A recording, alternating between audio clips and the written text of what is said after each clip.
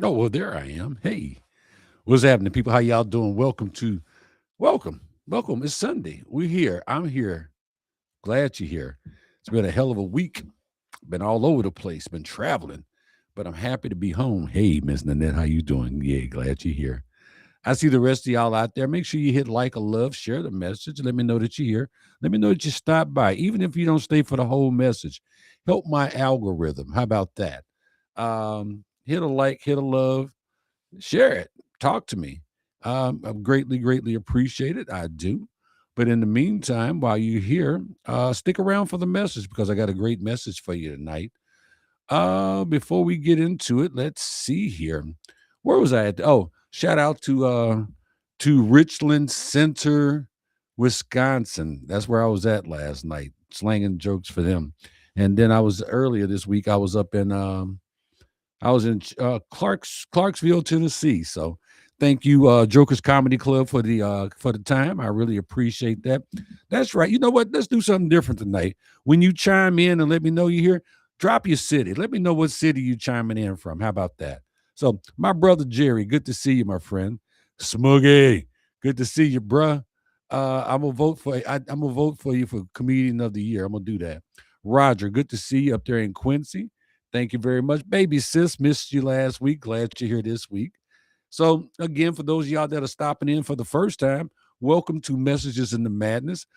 This is another episode with me, your host, Vernon Longhorn Davis, and the Madness family. We thank you for stopping by. I want to say, hey, good to see you, my brother, August. Good to see you, sir. I want to say happy belated Valentine's Day. I'm not a big fan of the day personally, but a lot of people believe in it. But I hope you felt loved. I hope you shared love. And if the day moved past you quietly, I want you to hear this from me. Your worth did not change because a holiday came and went. You are still, you are still deserving of connection, kindness, and care. Love did not skip your address. Sometimes it just shows up differently than we imagine. So I wanted to make sure I sent that shout out. Why is my chat not showing up on the screen? Because it should be on the screen. Da, da, da, da, da. Hmm. Show stream. Okay. Are y'all seeing the chat on the screen tonight? Let me know if you're seeing the chat on the screen, please. Because hmm. Because I'm not seeing it. But okay, it says it's there, so I'm gonna believe that it's there. In the meantime, like I say, make sure you hit like, love, or share the message. I really would appreciate it. And make sure you put it in where you're coming from, chiming in from upstairs. Okay, I got that. So let me tell you why I chose this message tonight. It's really simple. Uh-oh. Um, Over the last week, the world's been loud about loving other people. Everywhere you look, somebody was celebrating partners and friends, and family, relationships. And I kept thinking about a different relationship, the one you have with the person in the mirror. That was the relationship I was thinking about. You. I was thinking about me because I know what it costs to struggle there. I know how heavy life feels when you are constantly negotiating with your own value. I know what it is. I know what it's like to walk into a room and wonder if you're supposed to be there, wondering if you're measuring up, wondering if today is the day someone figures out you're not as capable as you think. I lived like that longer than I should have. I really did. And I also know what happens when you finally stop arguing with who you are. Your walk changes, your voice changes, your willingness to be seen changes. So tonight, that is where we are going. And tonight's episode is called Mirror Confidence. That's the message tonight. It's called Mirror Confidence. So let me ask you something, and I want you to be honest. When you look at yourself, what do you see? When you look at yourself in the mirror, what is it that you see? And I'm not talking about the public version, not the polished version. I'm talking about that quick private moment when it's just you and your reflection in the mirror. What do you see? What story do you immediately believe about that person? And yes, I'm talking about you because you're looking at you in the mirror. Because, see, that story is going to enter every room before you do. It's going to walk out the house before you do. It's going to get in the car before you do. It's going to show up at your job or your church or your bingo hall before you do. It's going to be there before you speak because you get to decide who's walking out the door. Where's your confidence level today? How do I feel? You know, they say if you look good, you feel good. And if you look good, you feel more confident. But before you contribute, before you sit down, your belief of who you are and your confidence level arrived before you did. See, most people think confidence is built out in public. That's not true. They think it comes from recognition, applause, job titles, success. But confidence is born in private. Roger said, I try not to look in the mirror. I'll be real interested to know why you don't look in the mirror, if you're willing to share that. But confidence is born in private. It grows from the agreement you made with yourself about whether you are allowed to stand fully in who you are. And many of us don't stand proudly in who we are for whatever reasons. Hey, daughter, good to see you. August said he sees just a tired old vet. You're more than that, my friend. You are more than that. See, if the mirror says you are behind, yeah, if that person in the mirror says you're behind, you're going to hesitate. If it says you're not enough, you will shrink. You will shrink yourself, your presence in the midst of others. If it says someone else is more deserving, you will step aside and let somebody else have what was meant for you. I know they say what is meant for you is for you, but there are people who will step aside and let people go before them and take what was rightfully theirs because their confidence told them they didn't deserve that. And life will keep moving. Life don't stop because you stutter or because you miss a step. I'm going to read what Jerry said, and I'm going to get to that. Jerry says, I used to see someone who was tired of grinding and not seeing any results. Since making some moves, I now see someone who can do anything I put my mind to.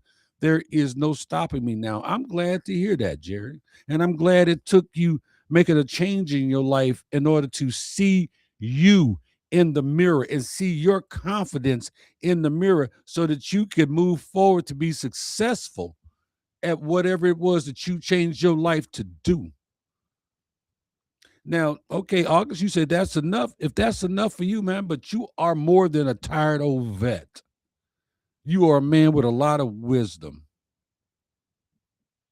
I'm speaking from what I know. But let me lean into something that might lift the ceiling just a little bit. You're not a mistake. None of you. Nothing you survived erased your value. The pain did not cancel you. The delay did not disqualify you. The detours in your life did not delete your assignment. You are here. You are still here. So therefore, you are still on assignment. You are still on mission. You still got work to do. And if you're still breathing, purpose still knows your name. Confidence did not come easy for none of us. Well, confidence comes easier for some more than others. I take that back. But it didn't come easy for me, admittedly. I carried low self esteem well into my adulthood. Some of it came from how I felt about my appearance. Some of it came from emotional and mental tragedies that replayed in my head over and over again when everything gets quiet. Those voices can be quite convincing. I had family members that told me I wasn't shit, wasn't gonna be shit, wasn't never gonna be shit when I was a kid. And I guess, no, I won't say I guess, I'll be honest. What did I know? Maybe they were right, but they weren't. Those are those voices. And if you listen to those voices long enough, even your negative talk to yourself, you start living smaller than you were built to live. I remember a season when my clothes were outdated, my boots were worn down so bad they was almost done with me. I told myself it didn't matter. My kids got what they need. They look great. They look fly. Their hair is cut. Their hair is done. The clothes are up to date. I wasn't worrying about me. I convinced myself nobody noticed. Nobody saw me walking on the sides of my boots because the heels was worn down and the soles were worn through to where if I walked through a water puddle, my socks got wet. But someone did notice. One day a man looked at my boots and said, "I know your feet hurt. Those boots need some help." I tried to laugh it off. Oh man, go on, bro. I'm good. But the truth was I didn't have the money to get them fixed. I didn't have the money to buy a new pair of boots, so I just kept wearing them because my kids needed shoes. I didn't have money to buy me none. He told me to come by his shop. He gave me his card. He told me to come by his shop and he would fix them for free. My pride hated that. And y'all know that's not a word I like to use, but that's the truth. My pride hated that. My pride hated being visible in that fashion. But the truth was, my feet did hurt. So I went. And with a smile on his face, he fixed them. He gave them back, fixed them right there on the spot for me. I put those boots back on and I walked out grateful. But I was awakened. I was awakened because what I tried to hide was apparently obvious. My outside condition was telling the truth about my inside beliefs. My boots were worn, but so was my confidence. I had quietly accepted less. I had slowly believed better belonged to someone else. It belonged to my kids or other people who I may have helped. And when you believe that, it follows you everywhere. It follows you everywhere. Jerry says, it's been 4 months since leaving my old career. Every Sunday for years, I would have overwhelmingly, I would have overwhelming anxiety about having to go to work. Today, I got anxiety about not having anxiety. Wow. It took me leaving my old career and being away from it for a long time before I realized the pain that my old career caused.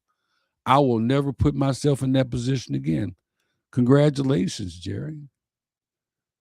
I wish more people could do that, but you'd be surprised how many people can't walk away from something that they've been doing for over 20 years because this is what they know.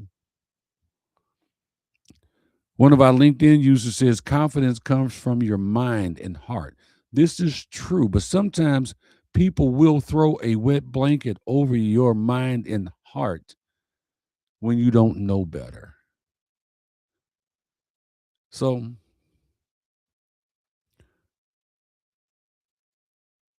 as I was saying, and I'm going to repeat that last sentence, I had quietly accepted less. I had slowly believed better belonged to someone else. And when you believe that, it follows you everywhere. I was present, but I wasn't offering. I wasn't offering anything. That day, something started to change in me. I began noticing survival. I began respecting endurance. I began recognizing growth I had ignored. And something in me settled. I stopped fighting myself. And when that happened, I could finally see something else clearly. But it took that man seeing me in my time of need that I was neglecting for me to do something for me that made me look at myself differently.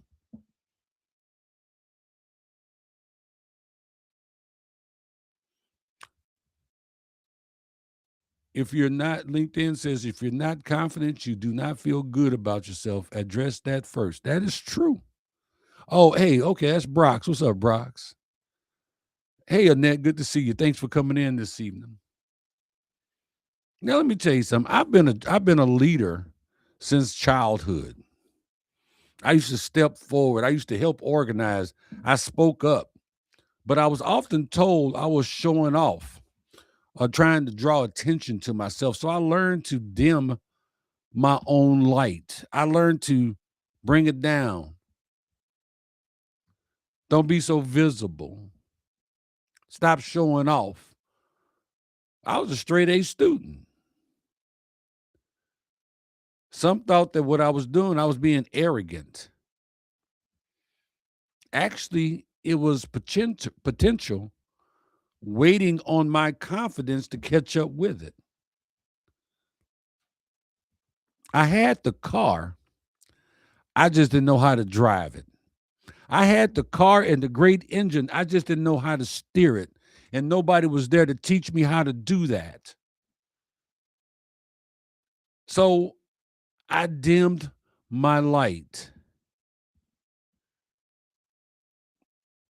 So let's fast forward.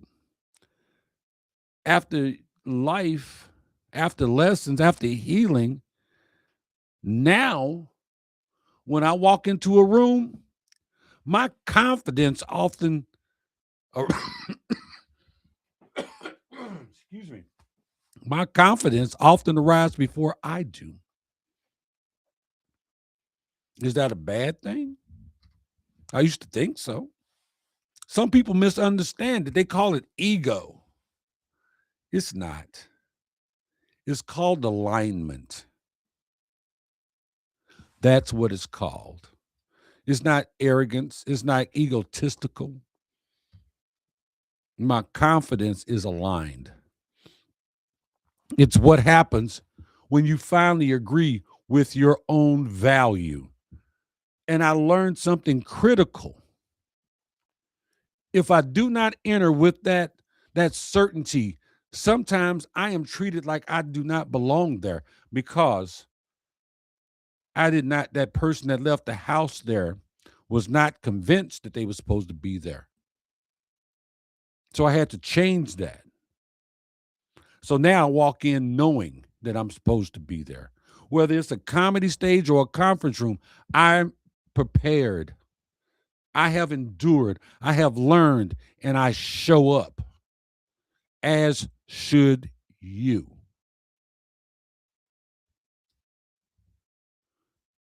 I show up because I belong there. Now, let's make it real for everybody for tomorrow. What does walking like you belong actually look like? What does that look like? It looks like taking your seat without apologizing. It means speaking out without shrinking your ideas. It means allowing compliments to land. It means not disqualifying yourself before anyone else can. It means you bring preparation, heart, and willingness with you. You enter ready to participate. That's what walking in with confidence means. Jerry says, best advice I would give anyone is never listen to anyone who is telling you that you cannot ever amount to anything. Always be humble and open to positive critique. Never be arrogant.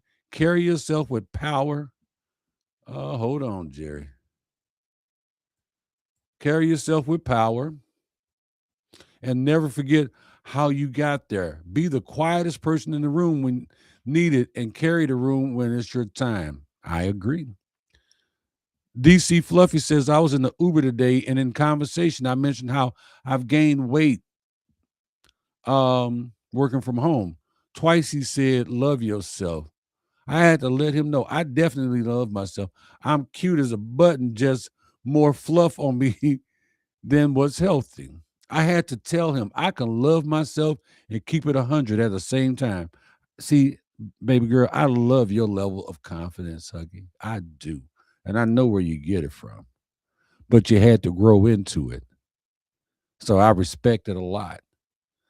Roger says, when I look in the mirror, I see someone I don't like. It doesn't affect my appearance and how I act. I don't see good in me.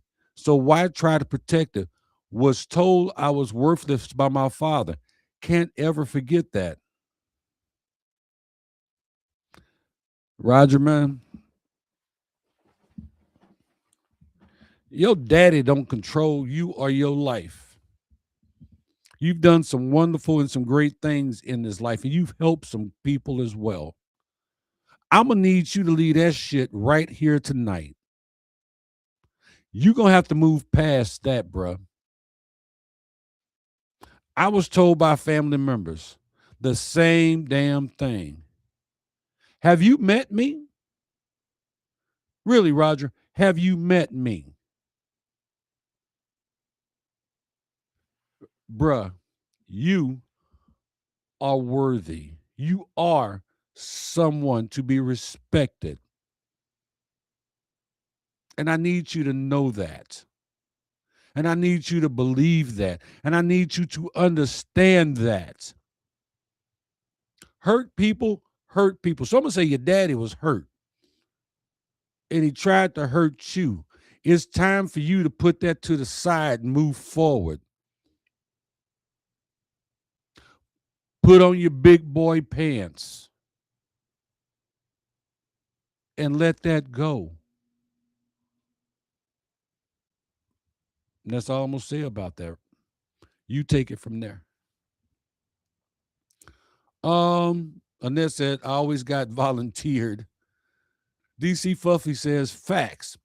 It took some time to get to this point, but I'm here now and not going back or second guessing myself. I'm going to say that's right. I know that's right. I know, Roger, I'm not picking on you, but I'm telling you what I know. I'm telling you what I know out of love. You think you haven't did great things? Look at your son. Now let's finish this message.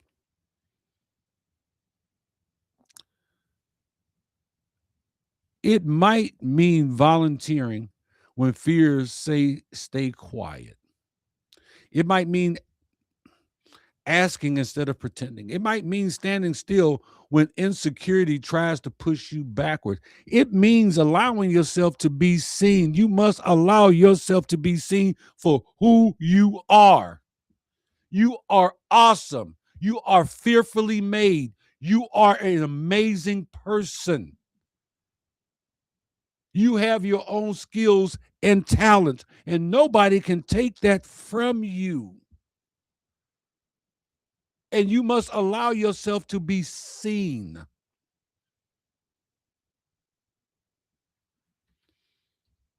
Because, see, hidden people rarely receive visible opportunities.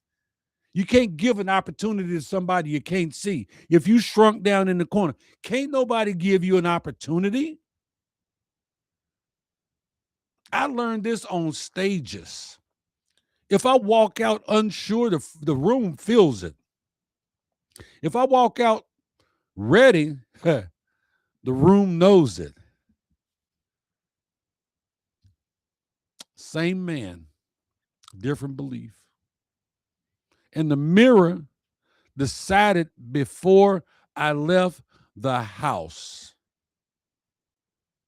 What I looked in that mirror and said to myself or saw in that mirror, it came with me. If I walked out going, I look good, I smell good, I'm ready to do this, then guess who showed up at the show before Longhorn did? If I say, I'm ready to present this, I'm ready to do this, I'm ready to train this, it showed up at the place that I'm doing that at before I got there. And it happens to you too. You get to decide. Annette says, Roger, your greater father loves you in perfection. I'm going to amen that one. Jerry says, I put my dad's voice away when I did. My life got dramatically better. Roger, you may want to take that one right there. I'm going to put that up on the screen. Brock says many people can't face the truth of who they've become or who they've become. They won't accept it. That's true.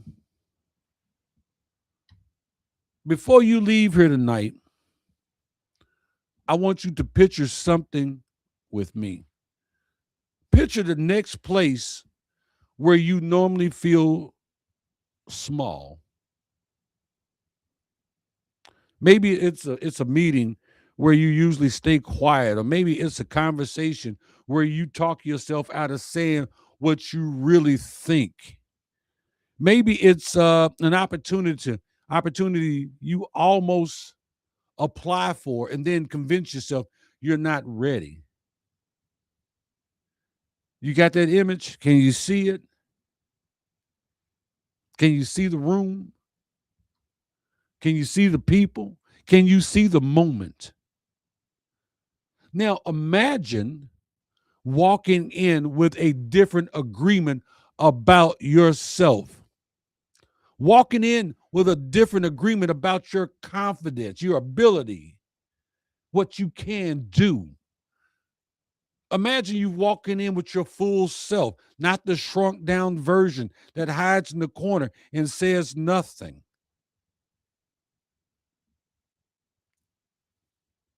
Imagine that.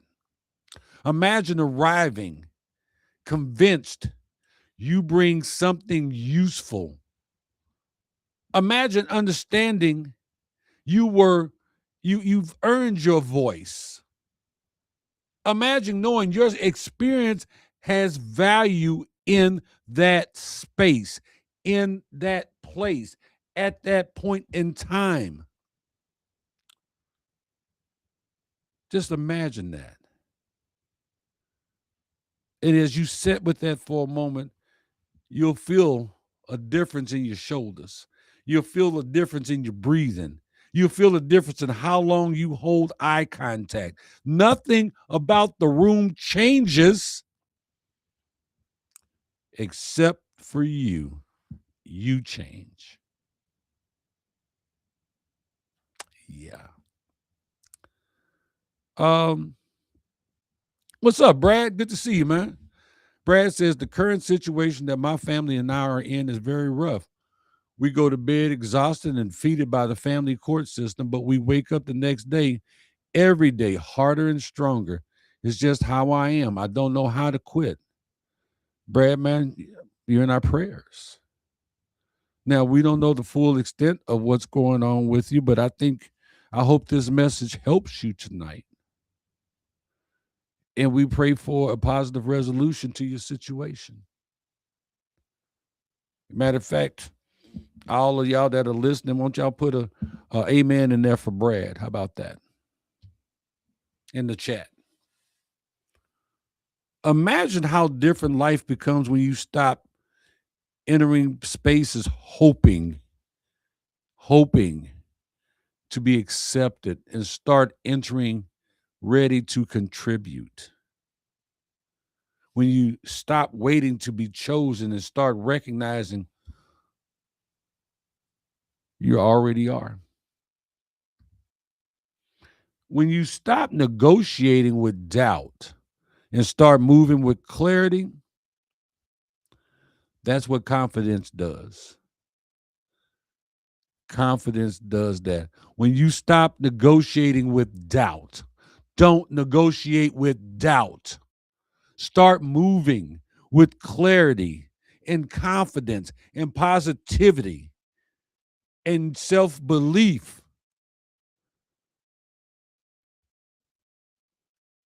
That's what confidence does. It does not make you louder. It makes you present in the moment, in the situation. Some of you have been qualified for rooms you keep disqualifying yourself from. Yeah, I said it. Some of you have been disqualifying. Some of you have been qualified, for rooms you keep disqualifying yourself from.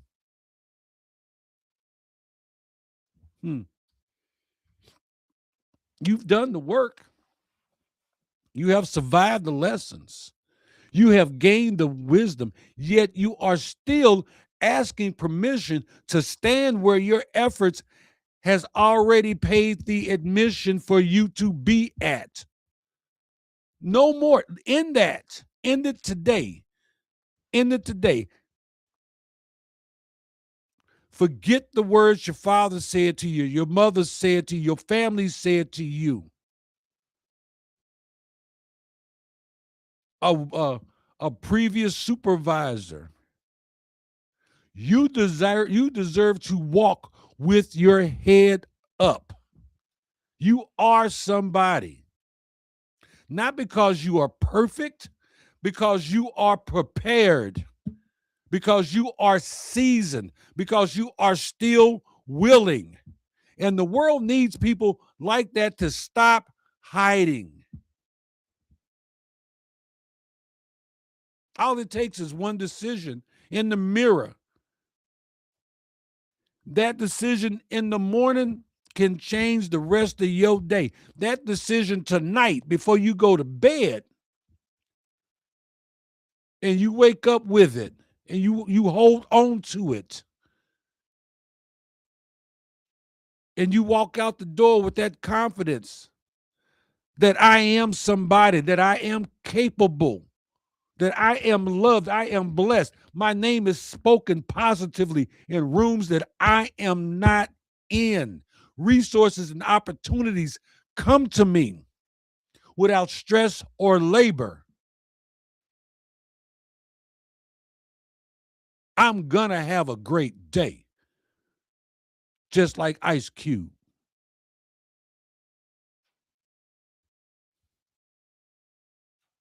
It's a decision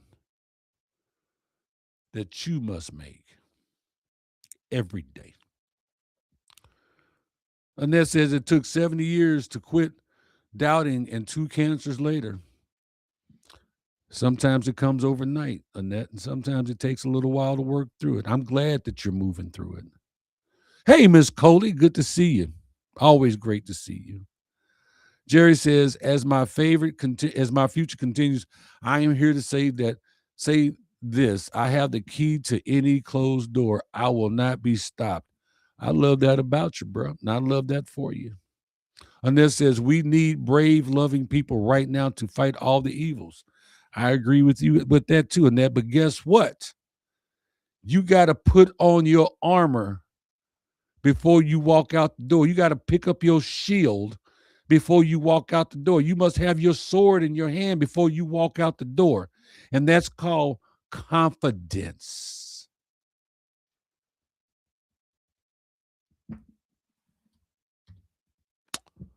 One moment of agreement with yourself can change how the world meets you.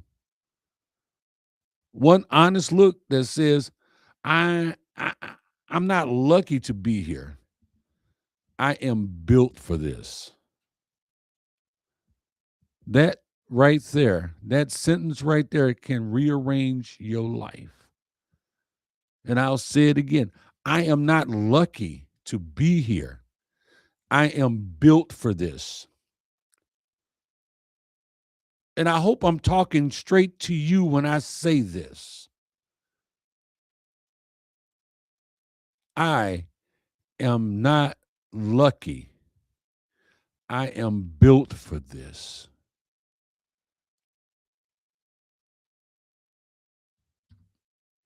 So tomorrow, pause.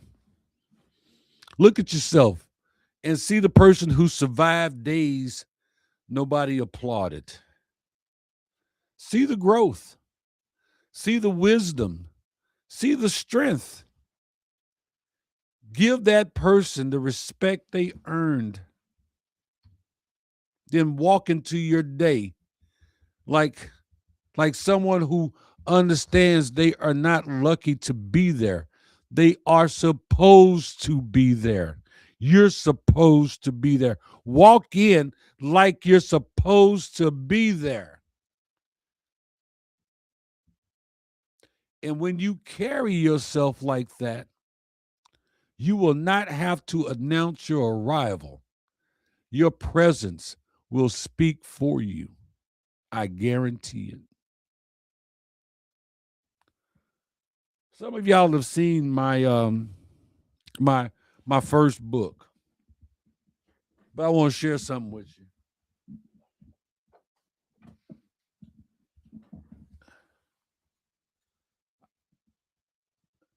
That right there is me and my little brother. We're in Temple, Texas, at my grandmother's house. It's 100 and damn outside, and if you see, I'm wearing a long sleeve sweatshirt with my belly sticking out the bottom of it. I look at this picture, and of course, I miss my baby brother. I miss my mama too. But I look at this picture, and I remember when I didn't look like the rest of the kids. I didn't have what the other kids had. I had less then.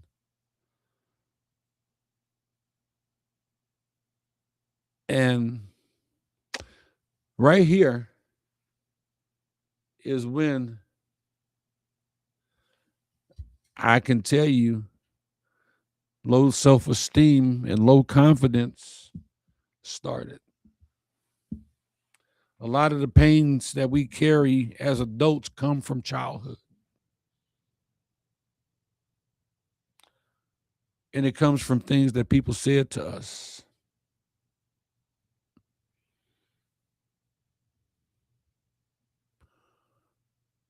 We can't let that be our life's truth. We have to learn to push past that at some point in time.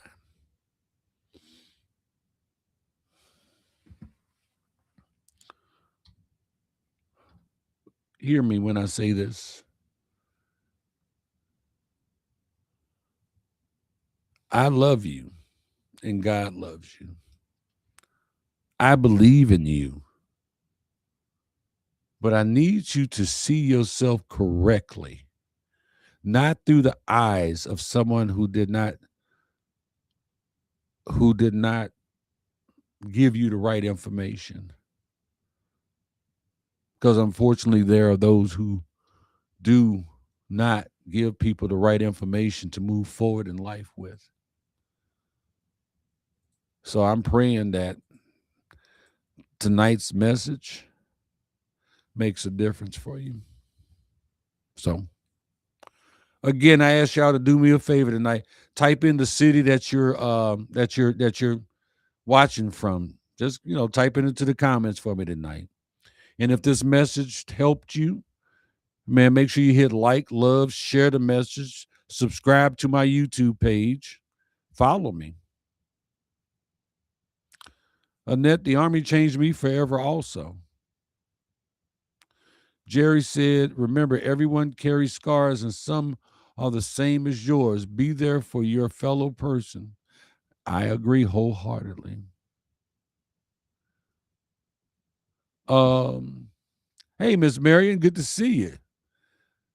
Brock says, if life's walking in a room pretty warm, the difference is how you feel if whether you are bathed and put on deodorant. Okay. Oh, baby sis says, you and Ronald were super cute in that pic, but you got to keep in mind Mama was a child having children, hence why Aunt Alice was a second mom for you. That is very true. Hey, Miss Ethel, good to see you. So, man, we got folks chiming in from St. Louis to Arizona to let's see. Y'all not giving it up. Where is it at? Where is it at? Um